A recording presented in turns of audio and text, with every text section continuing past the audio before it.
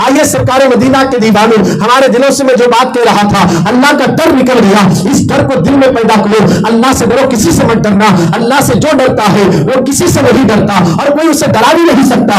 अब किसी के दिल में अल्लाह का डर देखना है तो गौसे पाक के अंदर देखो, गौसे पाक के बाबा के अंदर देखो, गौसे पाक के दादा के अंदर देखो, गौसे पाक के नाना के अंदर देखो। अल्लाह का डर किस कदर है। अल्लाह अकबर। गौसे पाक के बाबा जान जंगल में इबादत और रियाजत की मंजिलें तय कर रहे थे। कई दिन गुजर गए, आपको अचानक भूख सताने लगी तो नहर से बहता हुआ एक सेब आया और जैसे सेब आना ही था, आपने देखा, सोचा नहीं, आगे बाएं दाएं देखा नहीं, सेब को लिए और खा लिए। और जैसे सेब को खाते ही दिल से अंदर से आवाज आई, ए अबू सालेह, तेरे तकवे पर असर आएगा, तेरे तकवे पर ठप्पा लग जाएगा। ये सेब तूने जो खाया है, ये सेब के मालिक से क्या तूने इजाजत दी? अगर इस सेब के बारे में अल्लाह तुझसे क़यामत पे पूछे, तेरे पास क्या जवाब होगा? अल्लाह अकबर। अबू सालेह को क़यामत का तस्वुर डरा देता है। आपकी आंखों से आंसू निकल गए, क़यामत का दिन याद आ गया। अल्लाह क़यामत में अगर पूछे बगैर इजाजत के तुमने सेब कैसे खाया, इस खौफ से रोने लगे, कांपने लगे। चलो जिधर से सेब आया, हो सकता कहीं ना कहीं बाग होगा, उसी से यह सेब गिर कर आया होगा। चलते चलते चलाते गए तो एक जगह सेब का दरख्त है, उसकी टहनियां झुकी हुई है, उसी से दरख्त से सेब गिर कर पानी में बह रहे हैं। आप अंदाजा लगाए। उसके बाद बाग में दाखिल हुए, अंदर देखे तो अल्लाह वाले बैठे थे। उन्होंने जाकर सलाम किया, उन्होंने वालेकुम अस्सलाम कहा। वो कोई और नहीं, गौसे पाक के होने वाले नाना हजरत अब्दुल्ला थे। अल्लाह अकबर। जैसे ही आने वाले बच्चे ने कहा, अबू सालेह मूसा जंगी दोस्त ने कहा, मैंने आपके बाग का जो दरख्त की टहनियां पानी की तरफ झुकी है, उससे सेब कट कर बहता हुआ आया, बगैर इजाजत के मैंने खा लिया, आप मुझे माफ कर दीजिए। हजरत ने देखा ये आने वाला बच्चा कोई मामूली नहीं है। उन्होंने कहा नहीं भाई, माफी ऐसे नहीं होगी। 10 साल तक हमारे बाग की निगरानी करना या 12 साल तक हमारे बाग की निगरानी करना, 12 साल के बाद सोचेंगे माफ करना नहीं करना। अब हजरत गौसे पाक के बाबा डिस्कस नहीं करे, मीटिंग नहीं करे, पब्लिक को नहीं जमाए, पंचायत नहीं करे, बल्कि आप अल्लाह के डर से, क़यामत के तसव्वुर से ये 12 साल बर्दाश्त करूंगा मगर क़यामत की तकलीफ को बर्दाश्त नहीं कर सकता। इसलिए 12 साल गौसे पाक के बाबा ने बगैर इजाजत के सेब खाने की वजह से बाग की खिदमत करते रहे। बगीचे के अंदर दरख्तों को देखना, अल्लाह अकबर, उसकी खिदमत करने में लग गए, पूरे बाग की खिदमत में लग गए। 12 बरस गुजरने के बाद अब्दुल्ला के पास आए, कहने लगे हजरत 12 साल हो गए, अब तो मुझे माफ कर दीजिए। उन्होंने कहा माफी ऐसे नहीं होगी, एक और शर्त है, अगर ये शर्त मान ले तो हम तुम्हें माफ कर देंगे। कहा फिर कौन सी शर्त है? उन्होंने कहा मेरी बेटी है जो आंख से अंधी है, कहा आपको उससे निकाह करना होगा। कहा कि मेरी बेटी बहरी है, वो सुनती नहीं, मेरी बेटी गूंगी है, वो बोलती नहीं, मेरी बेटी लूंजी है जो उसके हाथ तक नहीं, मेरी बच्ची लंगड़ी है जिसके पैर तक नहीं है। इतना ये सारे ऐब उसके अंदर मौजूद है। ऐसी लड़की से तुम निकाह करोगे तो मैं तुम्हें माफ कर दूंगा। बताओ नौजवानों, क्या तुम अंधी से शादी करोगे? क्या तुम बहरी से शादी करोगे? क्या तुम लंगड़ी से शादी करोगे? क्या गूंगी से तुम शादी करोगे?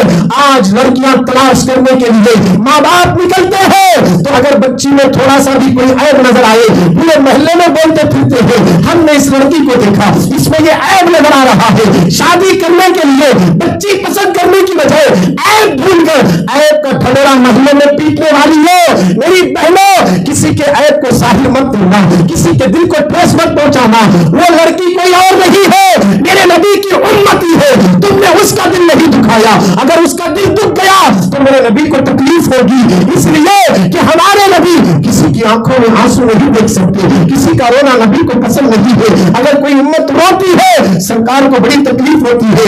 आज हमारे आका कब्र में भी हमें याद कर रहे हैं। हर पीर और जुमेरात को हमारा आमाल नामा फरिश्ते नबी के दरबार में ले जाते हैं, आज भी ले जा रहे हैं, आज भी ले जा रहे हैं। जब हमारा आमाल नामा रसूल के पास जाता है, गुनाह ज्यादा होते हैं तो हुजूर रोते हैं। लोगों, जो पैगंबर हमारे लिए रो रहे हैं, आज उन्हीं का कलमा पढ़ने वाला रात भर नंगी नंगी तस्वीर देख रहा है, नाच गाने देख रहा है, पिक्चर देख रहा है, माँ बाप को सता रहा है। क्या मुंह लेकर जाएगा मरने के बाद? कौन सी सूरत लेकर जाओगे? खुदारा मुसलमानों, गौर करो। बहुत से पाक की सिर्फ 11वीं बनाकर खाकर डकार देकर जाने का नाम दीन नहीं है, जहां खाने में नंबर 1 थे वहां नमाज पढ़ने में भी आगे होना, कुरान पढ़ने में भी आगे होना, जलसे कराने में भी आगे होना और सुभान अल्लाह बोलने में भी आगे होना। अगर इस तरह हम आगे आएंगे इंशाअल्लाह दुनिया की कोई ताकत हमें डरा नहीं सकती, मिटा नहीं सकती। आज दुनिया डरा रही है, इसलिए हमारे दिल से खुदा का डर निकल गया। अगर डर देखना है तो अबू सालेह को देखो, एक सेब खाकर 12 साल तक बाग की निगरानी करे और 12 साल के बाद ऐसी बच्ची से निकाह करना पड़ रहा है जो आंख से अंधी है, कान से बहरी है और मुंह से गूंगी है, हाथ से गूंजी है, पैर से माजूर है। ऐसी लड़की से निकाह करोगे तो हम तुम्हें माफ कर देंगे। थोड़ी देर के लिए सोच में पड़ गए, ऐसी लड़की को ले जाकर मैं इसकी उल्टा खिदमत करना पड़ेगा। आपने सोचा दुनिया तो चंद दिन की है, मरना एक दिन बरहक है, क़यामत की तकलीफ को मैं बर्दाश्त नहीं कर सकता।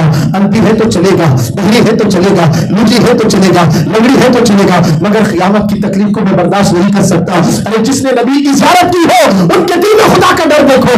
आज हम ना जाने कितने लोगों का माल खाते हैं, खाकर उनका हिसाब देने को तैयार नहीं। कई लोगों का माल हड़प कर लिए, कई लोगों के पैसे खा लिए, पूछे तो देने को तैयार नहीं। क्या इसका हिसाब तुम्हें नहीं लिया जाएगा? मरने के बाद हिसाब देना पड़ेगा। खुदारा पैगंबर नजर वालों, आज सच्ची तौबा करो कि आज के बाद हम किसी का दिल नहीं दुखाएंगे। आज के बाद जिससे हमने जो वादा किया है वो वादा पूरा करेंगे। किसी का माल खाने से पहले सोचो कि क़यामत में इसका जवाब देना पड़ेगा। कहा कि मैं क़यामत की तकलीफ को बर्दाश्त नहीं कर सकता।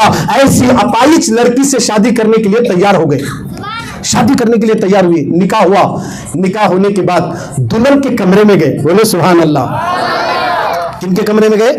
दुल्हन के कमरे में गए। जैसे ही दाखिल होते ही अस्सलाम वालेकुम कहा तो दुल्हन ने वालेकुम अस्सलाम कहा। जैसे सलाम का जवाब आया आप हैरान हो गए। अरे इनके वालिद तो बोले ये बोलती नहीं, ये तो जवाब दे रही है। इनके वालिद तो बोले ये सुनती नहीं, ये तो सुन चुकी है। इनके वालिद तो बोले ये अंधी है, ये तो देख रही है। इनके वालिद तो बोले इसके हाथ में, ये तो हाथ है। इनके वालिद तो बोले कि इसके पैर में, ये तो पैर है। ऐसा लगता कि आसमान से खूर आकर बैठी है। फौरन कहीं गलत कमरे में तो नहीं आया। एक सेब खाकर 12 साल फिर गलत कमरे में गया तो कितनी सजा मिलती की? उल्टे पांव वापिस आए, आकर पहले ससुर जी से पूछे, ससुर जी बोले दामाद जी क्या बात है? तुम जो बोले वो नहीं है, उसमें जो है बताओ वो नहीं है। वो तो आंख से अच्छी है, कान से अच्छी है, मुंह से अच्छी है, हाथों पैर से अच्छी है। तुमने जो कहा वो नहीं है। कहा मैंने जो कहा वो भी सच है, तुम जो देख रहे ये भी सच है। बोलो जी सुभान अल्लाह। मेरी माँ बहने तवज्जो से सुने, इसमें उनके लिए भी इबरत है, हमारे भाइयों के लिए भी इबरत है। कहा कि मैंने जो कहा आंख से अंधी इसीलिए कहा कि आज तक मेरी बेटी ने किसी गैर मर्द को नहीं देखा। आपकी जुबान में समझा रहा हो, किसी गैर महरम को नहीं देखा, किसी गैर मर्द को नहीं देखा, इसलिए मेरी बेटी आंख से अंधी है। कभी मेरी बच्ची ने कान से किसी के गिले नहीं सुनी, किसी के शिकवे नहीं सुनी, किसी की ग़ीबत नहीं सुनी, किसी की चुगली नहीं सुनी, इसलिए मैंने कान से नहीं कहा। और गूंगी इसलिए कहा, मेरी बच्ची कभी खिलाफ शरा कोई जुमला नहीं कहा। जब भी बोली तो माँ बाप से गुफ्तगू करती है या तिलावत कुरान करती है, इसलिए मैंने कहा गूंगी है। और हाथ से इसलिए मैंने कहा लूची है, कभी इसका हाथ शरीयत के खिलाफ नहीं उठा। जब भी हाथ उठे हैं माँ की खिदमत के लिए, बाप की खिदमत के लिए, घर के काम और काज के लिए, मगर मेरी बेटी का हाथ खिलाफ शरीयत नहीं उठा। और मैंने लंगड़ी इसलिए कहा कि कभी इसके पैर शरीयत के खिलाफ नहीं उठे। जब भी कदम उठे हैं मुसल्ले पे खड़े होने के लिए, माँ बाप की तरफ दौड़ने के लिए, इसलिए मैंने पैर से लंगड़ी कहा था। अल्लाह अकबर। मेरी बेटी के आंख भी पाक है, कान भी पाक है, जुबान भी पाक है, हाथ भी पाक है, पैर भी पाक है। अरे जब माँ सरापा पाक होती है तो ऐसी माँ के पैर से बहुत से पाक पैदा होते हैं, बहुत से आदम पैदा होते हैं। जब माँ भी पाक हो, बाप भी पाक हो, बाप सरापा मुत्तकी हो, अल्लाह का डर दिल में रखता हो, और जब ऐसी खातून से मुलाकात होती है तो वलियों का ताजदार हो से पाक पैदा होता है।